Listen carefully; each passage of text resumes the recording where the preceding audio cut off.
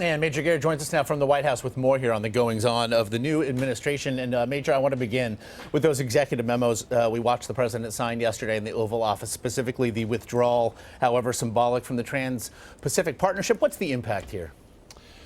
Well, it does do something that is official, pulling the United States out of a process by which the Trans-Pacific Partnership, which had been negotiated, all of the words had been agreed to by all of the various nations, would have been presented to the Congress for ratification. That process is completely over. There is no chance now to resuscitate that process. But as a political matter, as you indicated by calling it symbolic, Josh, the Trans-Pacific Partnership was dead a year ago, because Congress couldn't move on it and the Obama administration couldn't change Congress's mind. And when then candidate Trump offered his aggressive opposition to it within the context of a largely and historically pro-free trade Republican Party and won the nomination and ultimately the presidency, well, that dealt the death knell to the Trans-Pacific Partnership even before this memoranda. What is unexplained and unknown, Josh, is how does this country, the United States, deal with what was the underlying thought process behind the Trans-Pacific Partnership, which was this. Asian partners of the United States in trade and in diplomacy wanted to create a bulwark against China by putting together this large, elaborate trading bloc with its own rules to prevent the Chinese from dominating that region economically and setting rules of the road that China would, because it wanted to trade with all these other nations, adapt to over time.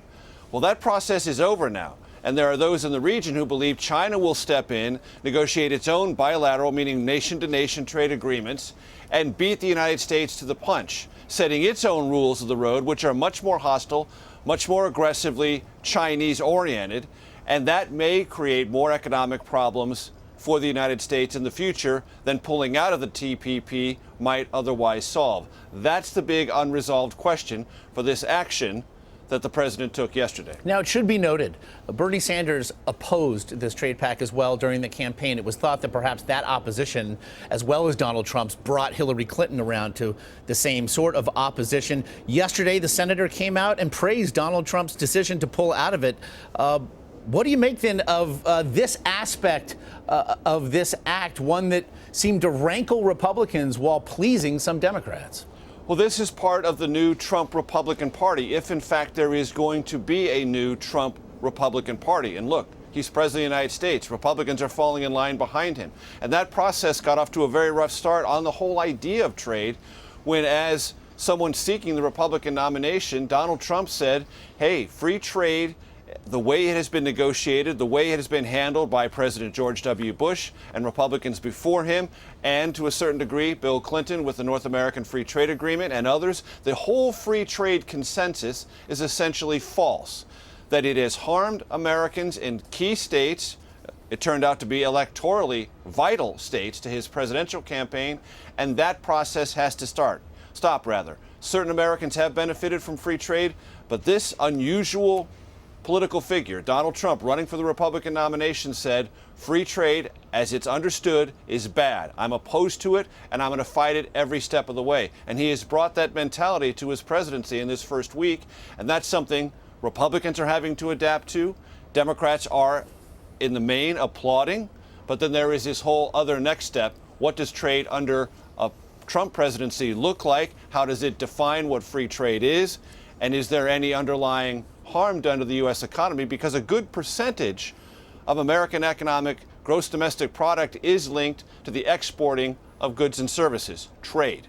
And if that gets in any way short-circuited or those markets are withdrawn in a trade war, that could be harmful to the U.S. economy. I want to turn to the meeting last night, meanwhile, between congressional leadership and the president. It led your piece there. The president, again, repeated a false claim regarding millions of people, illegal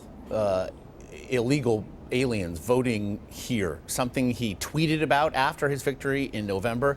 And look, the context of just the last 72 hours here, Major, the pushing of verifiably false claims by this administration. I almost fear the answer, or really the asking of the question here, Major, but what gives? Well, the president has his own set of facts. And because he's president, they have a certain legitimacy. Because if he believes them, people have to pay attention to them. that doesn't make them true. And in this case, there's no evidence behind this allegation / talking point at all. And I will just tell you, experienced political figures in both parties, when they encounter mythology like this, they just roll their eyes. They're like, this isn't even serious, and I'm not going to deal with it. And it makes them wonder how credible other statements from any political figure would be in the future. That's something this president is going to have to inherit, separating in his own mind fact from fiction and relying on the good faith of his word and what he believes in what he has told the country will be substantive, important, and valuable negotiations. That's his big promise to America. I'm the best negotiator you've ever hired as your president. Well, good negotiating skills require a lot of things. Sometimes it requires deception. Sometimes it requires exaggeration. And sometimes it requires hard and persistent pushing of facts. It is unknown to those who will be negotiating with this president in what order and what proportion those things will be. But it need be stated here, Major, these are not facts, not by any not. definition of the word. And I just wonder, we hear a lot, not just from the president himself, but certainly from Sean Spicer, just in his time as press secretary, about the idea of the legitimacy of the presidency and how it's believed that the press is somehow attacking that. But doesn't the president run the risk of essentially delegitimizing his own claim here to the highest office in the land by repeating verifiably untrue things?